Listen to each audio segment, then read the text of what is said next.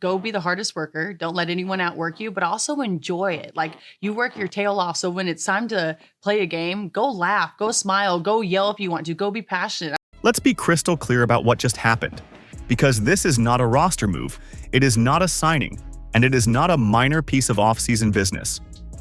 What the Indiana Fever just did is a declaration of war on every single franchise in the WNBA. Sophie Cunningham is back.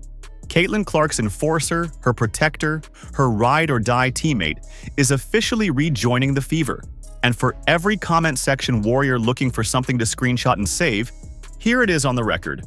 This roster is not built for the playoffs. It is not built for a nice little semifinal appearance and a feel-good story. This roster is built to put a banner in the rafters of Gainbridge Fieldhouse, and the Indiana Fever just broke this league wide open while nobody was paying close enough attention. The timing of all of this is absolutely perfect, and you need to understand the context of where this sits in the broader off-season picture. The WNBA just finalized its free agency schedule. The negotiation window had opened on Wednesday, teams could officially begin signing players on Saturday, and the Fever had already made their early moves. They locked in Kelsey Mitchell with a core qualifying offer and slapped a restricted qualifying offer on Lexi Hull, essentially making it clear that their core was not going anywhere. But there was one massive question still hanging over everything, the single most important offseason decision this franchise had to make. Is Sophie Cunningham coming back? The answer, for anyone who doubted it, is yes. And every general manager, every head coach, every player in this league should feel that answer somewhere deep in their chest. Because the Indiana Fever with Sophie Cunningham are a fundamentally different team than without her. Before getting into the basketball, it is important to talk about why this particular signing means something beyond the box score, beyond the analytics, beyond any statistic you could possibly generate. Because Sophie Cunningham is not just a rotation piece. Sophie Cunningham is a culture. She is a mentality. She is the physical embodiment of everything the Indiana Fever stand for right now, and bringing her back is not simply smart roster construction. It is a statement to every team in the league that says, clearly and without apology, we are not here to be liked. We are here to be feared. Go back to June of 2025. The Fever are playing the Connecticut Sun. Caitlin Clark gets poked in the eye by Dijonai Carrington. And it was not an accident. The whole league had been targeting Clark since the day she stepped onto a professional court. Teams had meetings about how to handle her, how to physically make her uncomfortable, how to remind her that the WNBA is not college. The Phoenix Mercury, Cunningham's old team before she came to Indiana, literally had locker room conversations about making Clark understand what this league really is. Cunningham knows this firsthand because she was in those rooms. She heard the game plans. She watched it happen from the other side of the fence. And then she crossed over to Clark's side, and the dynamic of the league shifted in a way that nobody fully appreciated until it was too late. When Clark got targeted, Cunningham did not file a complaint with the league office. She did not pull a referee aside for a quiet conversation. She did not wait until after the game to send a carefully worded statement or a passive-aggressive post on social media. She grabbed the opponent and put her on the floor right there on national television. Both of them got ejected. Cunningham chipped a tooth in the altercation. And she did not care, not even slightly, because that is what an enforcer does. You come for my teammate, I am coming for you. No hesitation, no questions, no apologies. That moment went viral within minutes. Cunningham's social media following exploded past 1 million overnight. She became, in a matter of hours, the most beloved teammate in the entire WNBA, and she did not earn that designation by averaging 20 points a game or winning any individual award. She earned it by showing the entire basketball world that somebody in Indiana had Caitlin Clark's back. In a league where Clark has been physically targeted since the beginning of her professional career, that kind of loyalty and that kind of toughness carries enormous weight. Now, every villain in this league has been put on official notice. The bodyguard is back, and she is coming back with a purpose that goes beyond anything she showed in her first stint with this team. Here is what people consistently get wrong about Sophie Cunningham, and it represents a fundamental failure of analysis at almost every level of sports media. They see the viral clips, they see the ejections, They see the fire and the attitude and the competitive edge, and they reduce her to a footnote, a personality, a storyline. That is lazy thinking. Yes, Sophie Cunningham can actually play basketball at a high level, and the numbers from last season before her injury prove it. She averaged 8.6 points per game while shooting an efficient 46.9% from the field. She knocked down 1.7 three-pointers per game. She pulled down 3.5 rebounds. She contributed 1.2 assists and 1 steal per game while logging 25 minutes a night as a starter and serving as the team's primary wing defender. She did all of this while simultaneously being the emotional heartbeat of the franchise, the player who sets the tone in warm-ups, the player who lifts everyone around her in the moments when games are slipping away. But the numbers still do not capture the real value she brings to a lineup. Her true value lives in what she does to opposing teams' game plans. And this is where the serious analysis begins. Now, when Cunningham is on the court, opposing players cannot simply hack Caitlin Clark without expecting consequences. They cannot grab her jersey in traffic. They cannot throw cheap shots in transition or push her off her spots on the perimeter, because every single player on the other team knows that number 8 is standing right there watching everything, and she is not afraid to respond in ways that raise the emotional stakes of the entire game. That psychological impact is worth more than 10 points per game in any honest accounting of her contribution. It changes the energy of a game from the opening tip.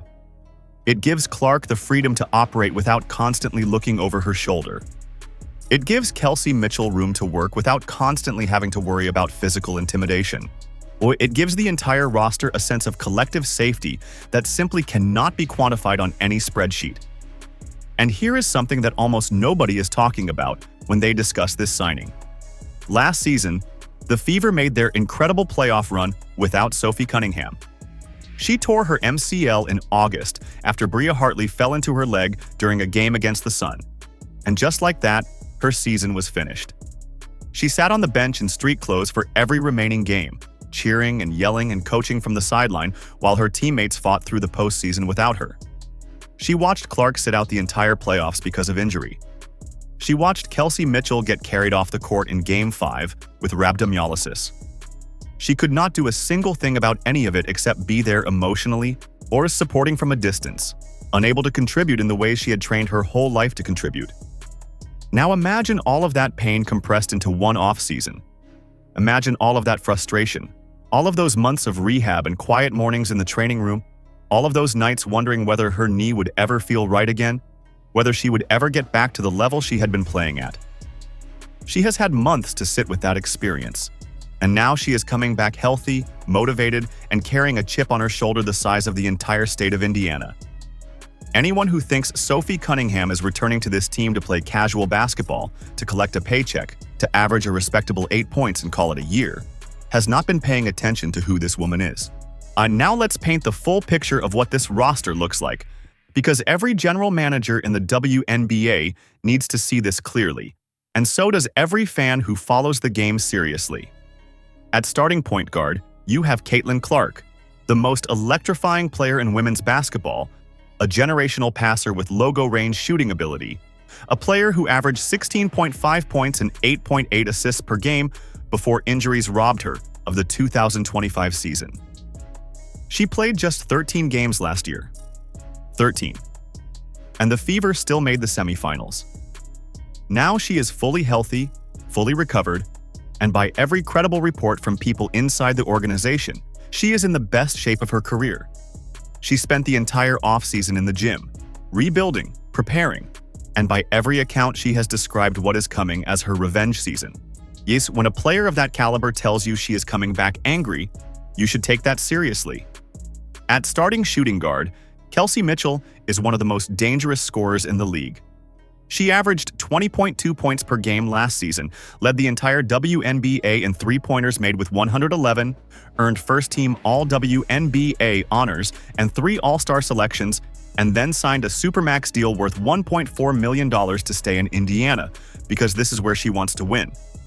She is the player who said, during the darkest stretch of the injury-plagued 2025 season, that we all we got and we all we need, and then backed it up by carrying this franchise on her back through one of the most difficult stretches any team in league history has endured.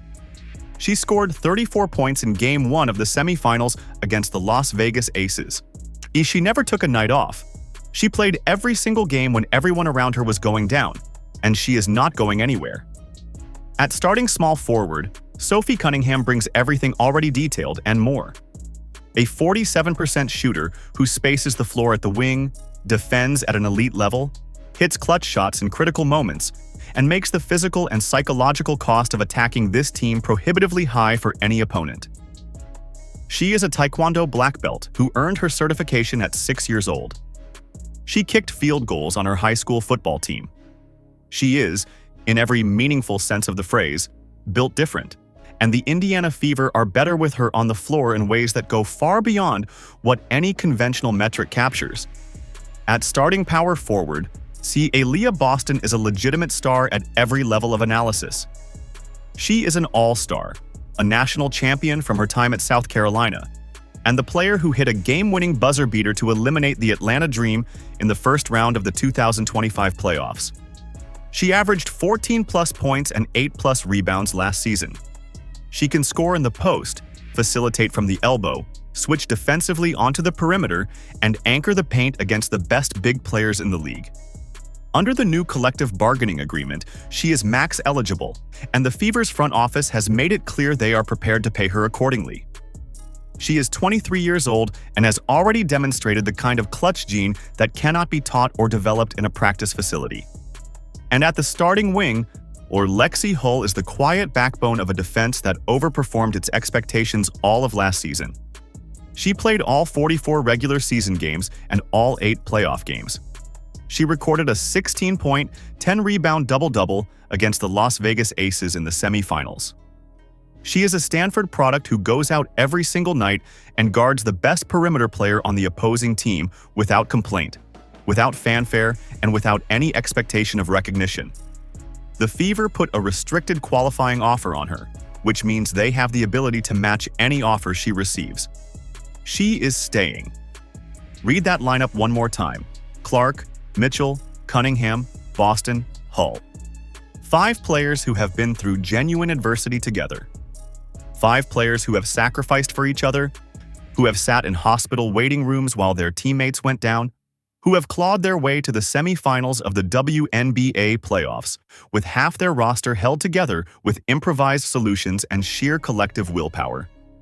And now they are all healthy, all in Indiana, and all hungry in a way that only comes from coming that close and coming up short.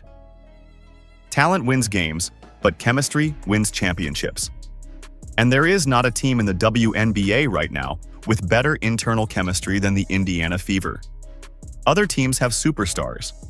The Fever have something more difficult to build and more difficult to replicate. They have a genuine family. And families fight differently than collections of talented individuals.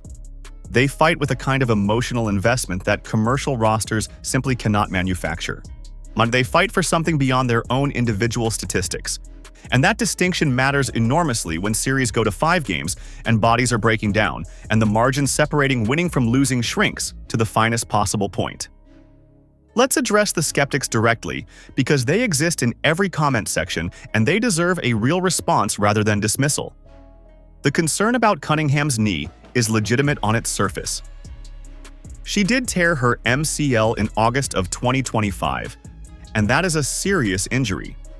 But the MCL recovery timeline is significantly shorter than an ACL, and Cunningham has spent the offseason posting workout footage that shows her moving at full speed, cutting cleanly, playing with no apparent hesitation. She is not coming back at 80% capacity. She is coming back with something to prove, and players with something to prove tend to play at the absolute ceiling of their abilities. The concern about roster depth is also fair. The Fever still need a backup point guard and veteran depth pieces throughout the rotation.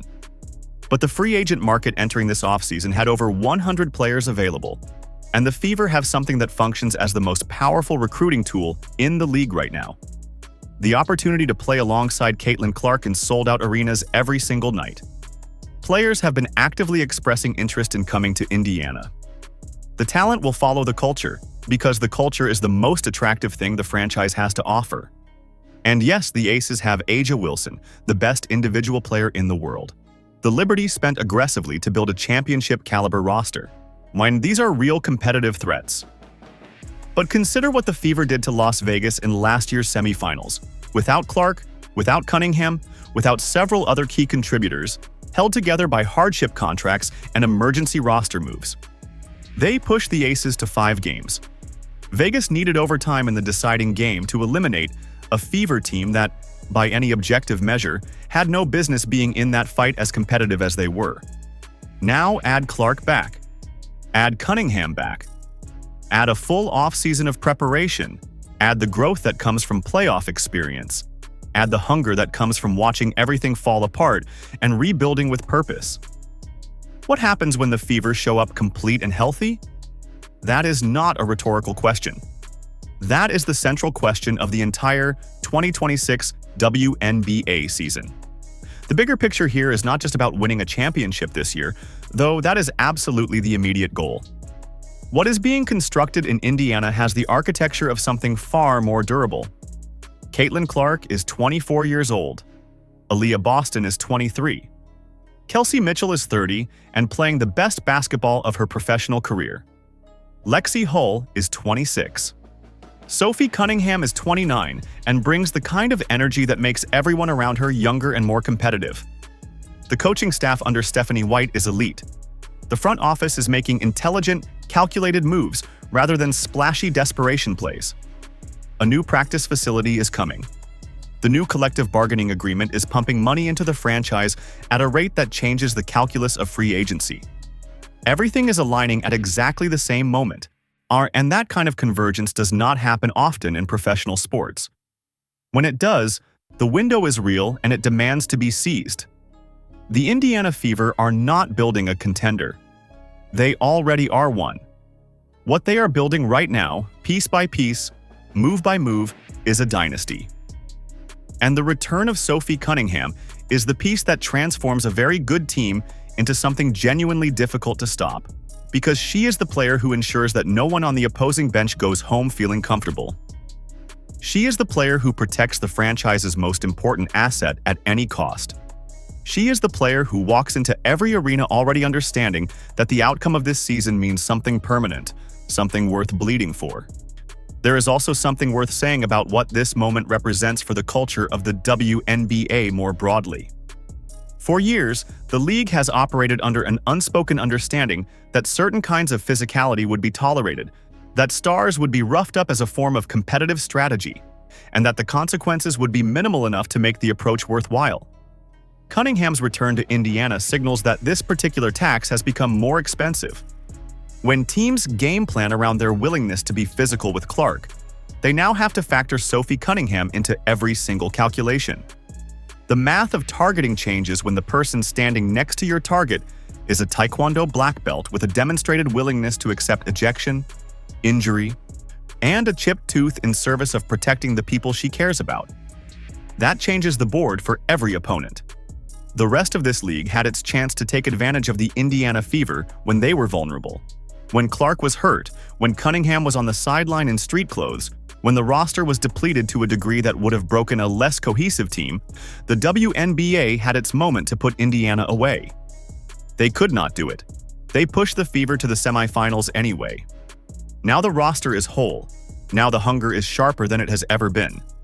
Now the enforcer is back in the building, healthy and motivated, and carrying all of those months of rehabilitation in her legs and all of that frustration in her chest. The Fever did not just add a player to their roster, they completed something. And they found the piece that makes the rest of the puzzle make sense. They loaded the chamber, and when this starting five takes the court together for the first time and plays in earnest against real competition, every team in the WNBA is going to feel, in a very immediate and physical way, exactly what that means. Ready or not, the Indiana Fever are coming. And based on everything assembled in Indiana this offseason, they have every reason to believe that this is finally the year they do not stop until the banner is raised.